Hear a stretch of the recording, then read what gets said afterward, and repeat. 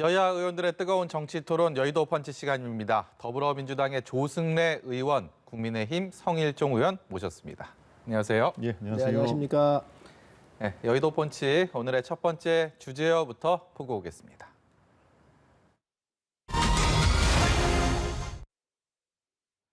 민주당 송영길 대표가 부동산 거래 의혹을 받는 12명의 의원들을 읍참마속하면서 내로남불을 해소하기 위한 고육책이다라고 설명을 했습니다.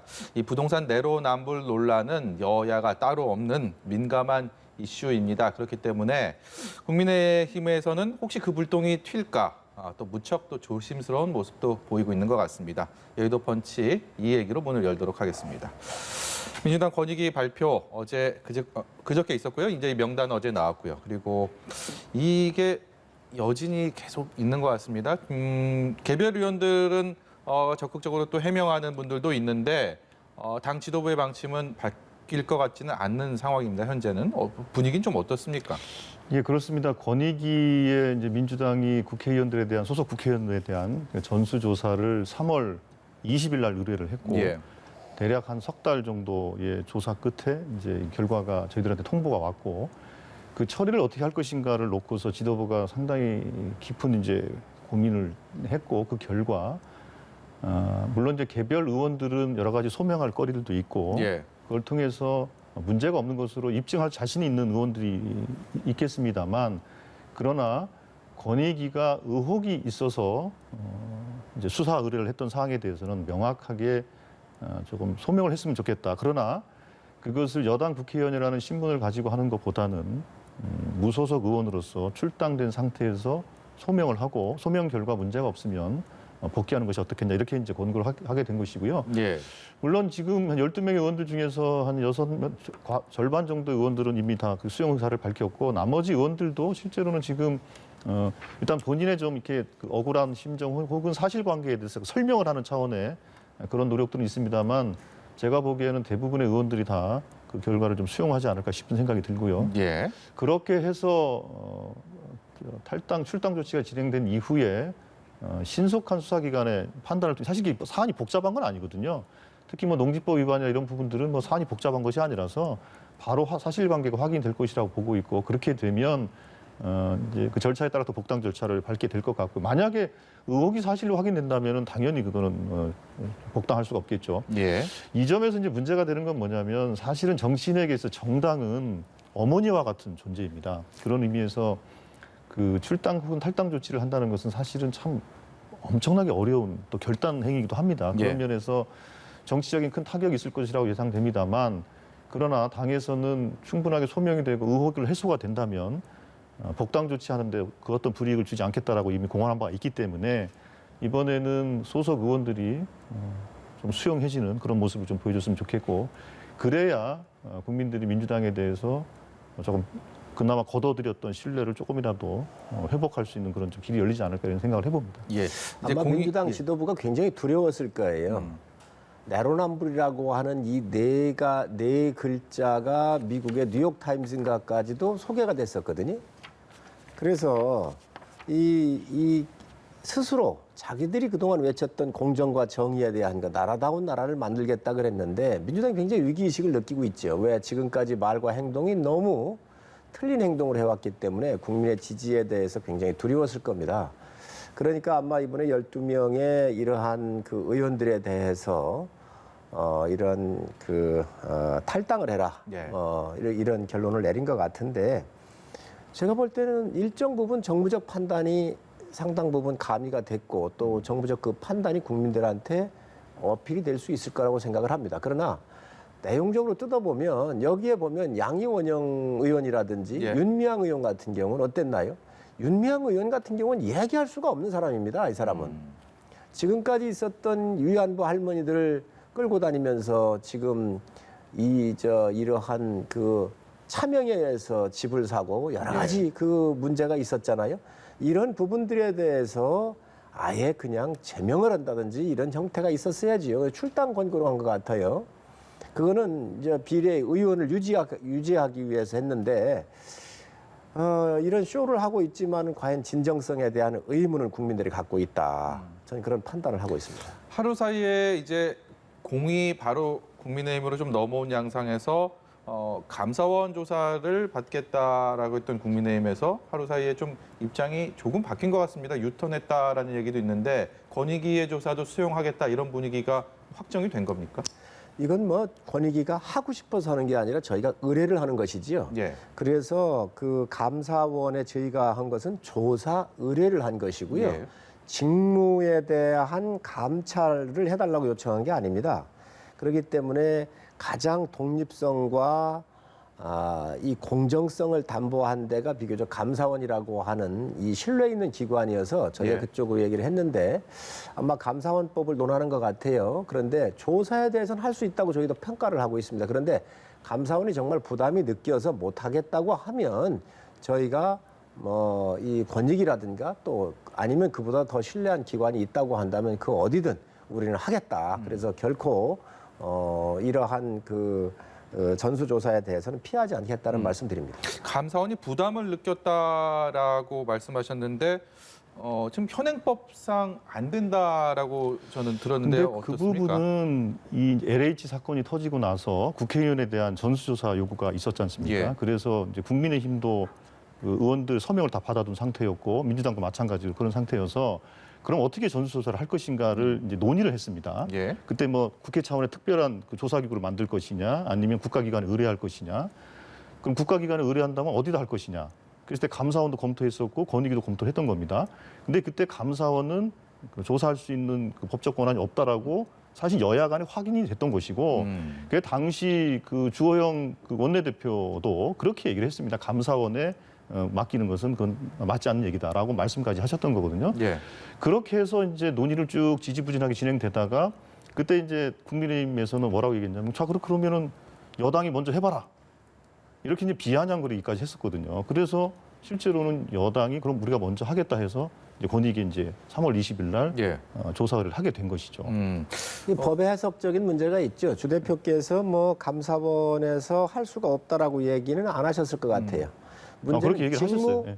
직무 감찰에 대해서는 할 수가 없어요. 국회의원이나 뭐 몇 분들은. 그러나 조사 의뢰는 벌을 주거나 징계가 수반되는 게 아니에요. 저희가 예. 조사를 의뢰해서 객관성 있고 독립된 기관이니까 조사만 해서 저희한테 통보를 해주면 그 다음에 저희가 알아서 조치할 사항들이거든요. 그렇기 때문에 법적 구속력을 갖는 행위로 해달라고 하는 게 아니라 조사만 의뢰해달라고 하는 거기 때문에 저희가 볼 때는 감사원에서 받아들여주면 됩니다.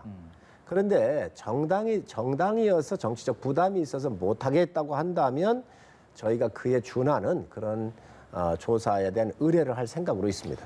그런데 이제 그 과정에서 이제 국민의힘 관계자는 이렇게 얘기까지 했거든요. 만약에 법적으로 안 된다 그러면은 원포인트 법 개정을 해서라도. 예. 그러니까 그거는 말씀하신 것처럼 현재 시스템에서 할 수 없는 것이 아니라 안 되게 돼 있기 때문에 법 개정을 통해서라도 감사원에 꼭 해야 되겠다. 사실 그런 의지표는 어제까지는 보여줬던 거거든요. 근데 지금은 약간 좀 기류가 바뀐 것 같습니다만 그러면 이게 사실은 그 전수조사를 제대로 받으려고 국민의힘이 노력을 하는 것이냐 아니면 이게 뭔가 좀 쇼를 하는 것이냐 그거에 대해서 약간 의구심을 가질 수 있을 만한 대목이죠. 원포인트 개정 가능성이 사실 어제 그 언급이 나왔습니다. 저도 안 그래도 그 질문을 드리려고 했는데 지금은 이제 그 가능성보다는 권익위의 조사 의뢰를 하는 쪽으로 완전히 분위기가 넘어갔다 이렇게 봐도 되는 아닙니다. 겁니까? 감사원을 기다리고 있습니다. 제가 볼 때는 감사원에서 뭐 조사기 때문에 좀 받아주셨으면 좋겠고 또 이런 것들이 법적 제한이 있으면 여야가 합의해서 뭐 간단하게 이거 처리할 수가 있으니까 그렇게 해주면 조사하는 데는 문제 없지 않겠나. 그러면 뭐 미진하다고 하면 뭐 민주당도 같이 할 수도 있겠지요. 예. 그래서 그런 것들이 현실 가능적으로 한번 열어보자는 의미였지 저희가 뭐 회피하고 그런 생각이 없습니다. 성 의원님, 국민의힘 내부 분위기는 좀 어떻습니까? 혹시나 부동산 거래 의혹에 내가 당사자가 되지 않을까 뭐 이런 생각들 하시는 분들도 행여 있지 않을까라는 생각도 드는데요. 분위기가 좀 술렁술렁 거리는 거나 뭐 이런 것들이 좀 있나요? 뭐 그런 거는 없고요. 뭐 몇 분이 나올 수도 있을 가능성도 있습니다. 그거 배제할 수 없는 일이고요. 그러나 아직까지 조사를 안 했기 때문에 알 수는 없다. 그러나 분명히 민주당도 뭐 그렇게 나올 줄 누가 알았겠습니까? 예. 그러나 그런 부분들에 대한 가능성도 항상 있을 수 있기 때문에 저희가 조사를 의뢰를 하는 것입니다. 예.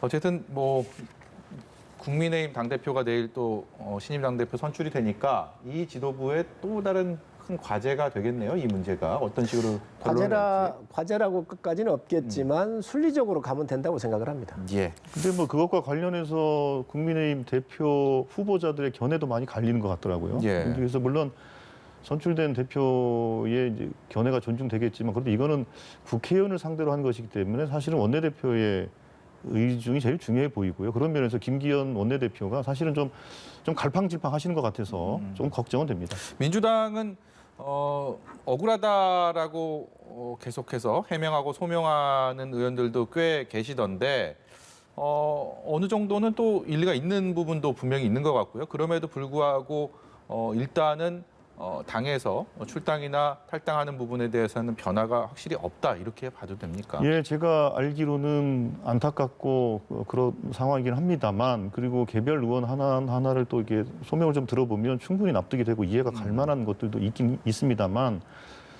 예외를 두기 시작하면 원칙이 흔들리지 않겠습니까? 예. 그런 면에서 저는 당 지도부가 해당 의원들에 대해서 저는 설득 작업이 잘 될 거라고 보고 있습니다. 예.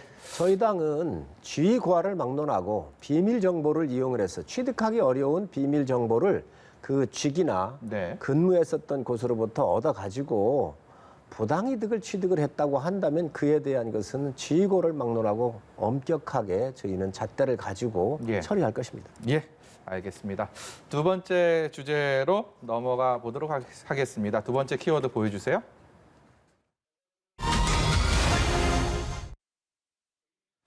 네, 대권 얘기 좀 해보겠습니다. 여권에서는 이재명 경기도지사가 그리고 보수 야권에서는 윤석열 전 검찰총장이 꽤 오랜 시간 동안 대권 선두를 지키고 있습니다. 그렇다 보니까 이 두 후보에 대한 각 주자들의 견제가 본격화되고 있는데요. 여야의 대권 레이스, 견제 얘기 좀 해보겠습니다. 먼저 여권에서는요. 이재명 때리기, 이른바 반 이재명 전선이 형성된 거 아닌가 싶을 정도로 경선 연기론도 그렇고 개헌론도 그렇고 또 이재명 지사의 정책 중에 핵심이었던 뭐 기본소득 이런 부분에 대해서도 계속해서 비판적인 목소리가 나오고 있습니다. 이게 야권에서도 나오고 있는데 여권에서도 이런 연대 움직임이 있어요, 실제로. 근데 그거를 뭐 물리적으로 혹은 정치적으로 이렇게 무슨 연대를 한다 하는 그런 움직임이 있는 것은 아니고요. 예. 다만 이제 최근에 그 개헌 이슈와 관련된 것 혹은 이제 기본소득과 관련된 논쟁 이런 것은 대선을 준비하는 과정이 실제로는 국가를 어떻게 운영해 나갈 것인가, 현재의 과제는 무엇이고 미래는 어떻게 우리가 설계해 나갈 것인가에 대한 좀 광범위하고 폭넓은 또 토론이 있어야 되지 않겠습니까? 예, 예. 그런 의미에서 좀 토론의 지평을 좀 넓혀보자라는 차원에서 개헌론이 제기가 된 것으로 이해를 하고 있고요. 그런 면에서 뭐 정세균 전 총리는 3월 9일 날 대선 투표를 할 때 개헌안까지 동시 투표를 하자라는 제안을 한 것이고 예. 그리고 나서 그 개헌안이 통과가 되면 그 4년으로 임기를 단축까지 하겠다라고 이제 일종의 공약과 약속을 하게 된 것이죠. 그리고 이낙연 전 총리도 마찬가지로 그런 공약을 네. 걸게 됐고요. 그런 것은 결국에는 대선에 대한 논쟁을 조금 더 좀 깊이 있게 진행을 해보자라는 취지로 좀 이해를 하면 좋을 것 같고요. 그게 이제 무슨 개헌을 고리로 해서 무슨 정치적인 연대를 하거나 이제 그런 취지는 아닌 것 같고요. 다만 이제 이재명 지사의 경우에 아직 개헌 문제에 대해서는 좀 그 언급이 없으시긴 한데 일각엔 그럴 수 있습니다. 지금 이제 민생이 급한데 무슨 개헌이냐. 그런데 구휼이 더 급하다 이런 표현을 썼습니다. 네, 그렇죠. 그런데 사실은 개헌을 통해서 지난 30여 년 동안 만들어온 여러 가지 사회적 구조를 조금 바꿀 필요도 있거든요. 이번에 그 국민의힘에서 이준석 그 돌풍이 일어나면서 도대체 지금이 어느 시대인데 40대 이하는 대통령 후보 출마도 못하느냐.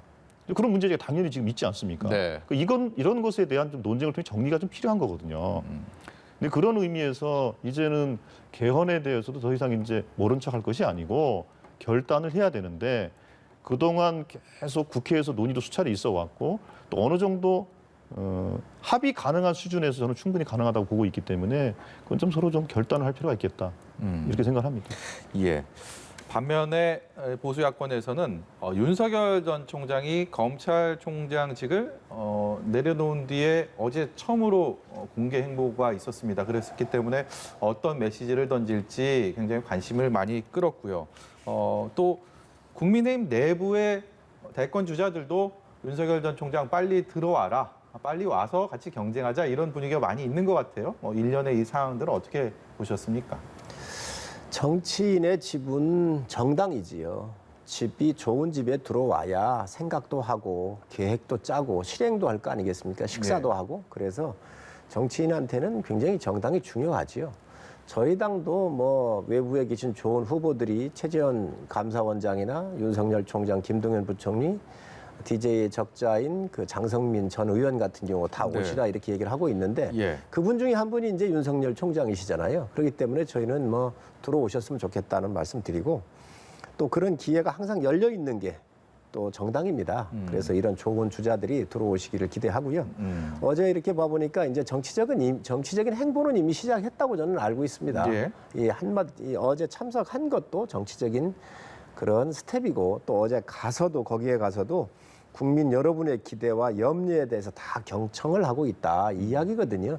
정치인만이 쓸 수 있는 워딩입니다. 그래서 이미 윤 총장께서는 이미 정치적인 행보를 하고 계시다. 그리고 아마 본인이 그 타이밍을 잡아서 입당의 시기를 조율할 것이라고 생각을 합니다. 성 의원께서 보시기에는 언제쯤이 가장 적절한 시기라고 보고 계십니까?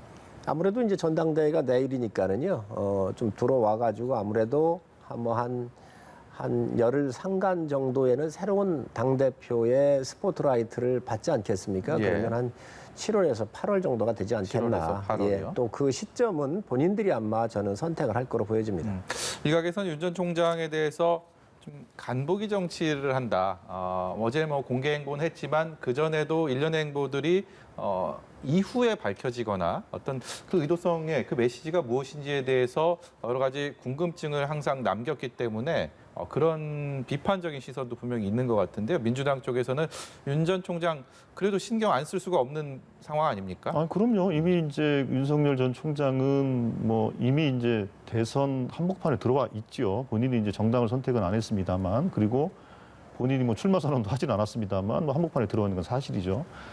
근데 그런 의미에서 저는 그 4년 전에 있었던 이제 반기문 열풍을 한번 좀 생각할 필요가 있는 거고, 제가 보기엔 아무래도 윤석열 전 총장이 반기문 전 유엔 사무총장이 그때 막 엄청나게 열풍이 불었지 않습니까? 그러다가 임기 마치고 귀국을 하고 그때 막 급하게 막 전국 순회를 하고 하면서 지지율이 확 꺼져 버렸던 그런 걸 우리가 목격을 하지 않았습니까? 아마도 그거를 반면교사 삼는 것 같아요. 그래서 근데 이제 문제는 그 지나치게 또 신중하게 가게 되면 또 어떤 문제가 있냐면, 정치는 그렇습니다. 아까 개헌 문제도 말씀드렸습니다만 일국의 대통령이라 하면 외교 안보 이슈부터 해서 민생 이슈에 이르기까지 사실은 우리 국민들은 대통령에게 모든 질문을 다 던지고 있는 나라이거든요. 대통령 중심제이고. 그러면 그거에 대해서 정치인으로서 준비도 해야 되고 검증을 또 받아야 되지 않겠습니까? 예. 근데 실제 제가 보기에는 검증을 좀 회피하는 차원으로도 이해할 수가 있게 되고 오히려 저런 신민주의 컨셉이라는 것이 글쎄요, 그 어떤 정치적 동력을 얻을 수 있을지 약간 좀 회의스럽고, 저는 당당하게 빨리 나서는 게 옳다 이렇게 보고 있습니다. 예, 또 한 가지요. 오늘 이 윤석열 전 총장에 대해서 공수처에서 직권남용 혐의로 고발된 이 시민단체 고발건을 수사 착수했다는 또 소식이 들어왔습니다. 윤 전 총장 측에서는 일단 특별히 밝힐 입장이 없다라는 공식적인 입장이 나온 상황인데, 아무래도 행보 하나하나가 주목을 받고 있다 보니까 이런 소식들도 여러 가지 생각들을 뒤따르게 하고 있는 것 같습니다. 어떻게 보고 계셨습니까? 저는 뭐 예상했던 거라서 그렇게 놀랍지가 않습니다. 공수처 만들 때 저희가 뭐라고 그랬나요? 정적제 고용이다. 전 세계에서 공수처 비슷한 게 예. 중국 공산당한테 있습니다. 당기위원회인가 감찰위원회라고 있거든요, 공산당이. 그래서 이걸 반대했던 거예요. 지금 윤 총장이 나왔는데 저도 뉴스를 간단하게 보기는 했지만 시민단체가 고발했기 때문에 입건을 했다 그러거든요. 예. 근데 한명숙 전 총리의 사건에 대해서 조사를 하고 옵티머스 사건에 대해서 했다고 그러는데, 우선 한명숙 사건 같은 경우는요. 한명숙 전 총리께서 9억 원인가 받았다는 거 아닙니까? 예. 그런데 그 주었다는 수표 중에 1억 원짜리가 예. 한명숙 총리의 남동생인가요? 동생의 이사하는 데에서 나온 거가 나왔기 때문에, 증거로서 나왔기 때문에 그래서 구속이 된 거예요. 실형을 받은 거예요. 예. 이거를 지금 뒤집겠다는 거잖아요. 이거에 대해서 지금 검찰총장으로서 이제 뭐 이 그 행사를 잘못했다 뭐 그렇게 해서 한 것 같은데 전 참 이해할 수 없는 일들이 벌어지고 있다 생각을 하고 옵티머스 같은 경우 아니 라임 옵티머스 같은 경우 증권 합동 수사단을 누가 해체했습니까? 이 정권이 검찰에서 덮으려고 정말 귀중한 국가 조직을 허문 게 이 정권이에요. 예. 그런데 이런 거를 해가지고 검찰총장으로서 무슨 압력을 행사했는지 모르지만 월권 행사했다 그래가지고 조사를 받는 것 같은데 제가 봤을 땐 만에 이러한 이 정권의 핍박이 가해진다고 그러면은 윤석열에 대한 동정심이 전 더 커지지 않겠나 예. 그런 판단을 해봅니다. 예, 공수처가 뭐 정적 제거용이다, 뭐 중국 공산당이나 있는 조직이다, 그건 좀 과하신 말씀인 것 같고요.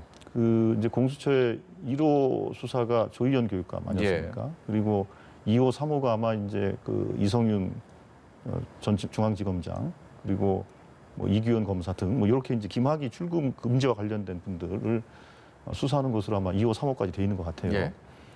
그리고 그 지금 이제 윤석열 총장에 대해서 고발 조치한 시민단체는 사법 정의를 세우는 뭐 모임 뭐 이렇게 돼 있거든요. 네. 이분들이 무슨 뭐 친여 성향의 시민단체도 아니고요. 이분들은 말 그대로 이제 사법 정의와 관련해서 의혹되는 여러 가지 건들에 대해서 뭐 여당 쪽 인사들도 상당수 많은 고발 조치를 했던 단체로 알고 있습니다. 그렇기 때문에 그렇다면 우리가 무슨 여권에서 그 공작을 통해서 그분들을 부추겨야 된다는 얘기인데 그거는 좀 사례에 맞지 않는 말씀인 것 같고요. 그러면 그 시민단체에 대한 좀 모독이다 이렇게 생각을 하고 있고 또 한편으로는 공수처가 실제로 공수처를 지금 그 여권에서 어떻게 그걸 좌지우지하겠습니까?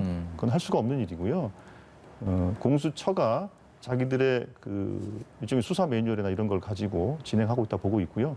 그렇게 해서 내부적으로 검토해서 혐의가 없으면 무혐의 처분하거나 그렇게 하겠죠. 예. 제가 한 말씀 더 드리면 이해창 전 후보 같은 경우에 김대엽 전과 오범에 병역 비리를 넣어가지고 예.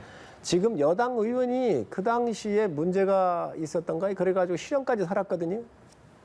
정말 있을 수 없는 정말 천인공노할 일들이 벌어졌습니다. 이번에 이 정부에서도 검언유착 사건 한동훈 검사에서 할 때 지모 씨라고 하는 사람이 전과 오범이에요. 저는 이러한 사건이 우리 정치사에서 대한민국의 정의를 바로 세워야 되는 대한민국에서 공작의 냄새가 나지 않았으면 좋겠다. 예. 물론 문제가 있으면 떳떳하게 처벌하면 됩니다. 정확하게.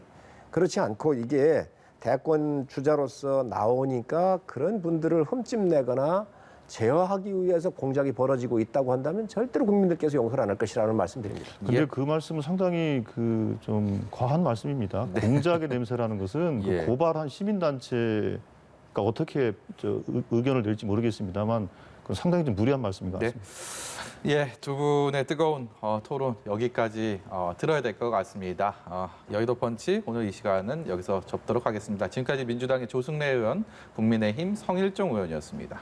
고맙습니다. 예, 감사합니다.